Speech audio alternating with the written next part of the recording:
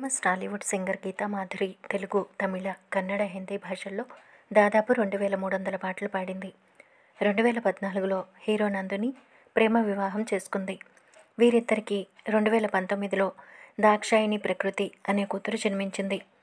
తిరిగి రెండోసారి ప్రెగ్నెంట్ అయిన గీతామాధురికి ఫిబ్రవరిలో డెలివరీ కానుంది.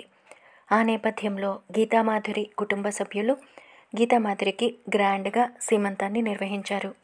ఇక అదేవిధంగా సీమంతానికి ముందు తన భర్త నందుతో కలిసి ఉదక శాంతి పూజ చేసింది గీతామాధురి.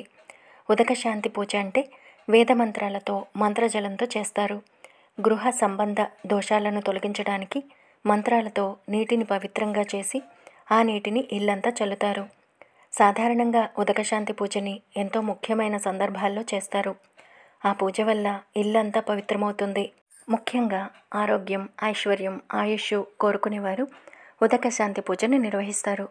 ఆ పూజకి సంబంధించిన ఫోటోలను గీతామాధురి తన అభిమానులతో సోషల్ మీడియా ద్వారా పంచుకుంది. ఆ ఫోటోలను ఇప్పుడు మీరు కూడా చూసేయండి.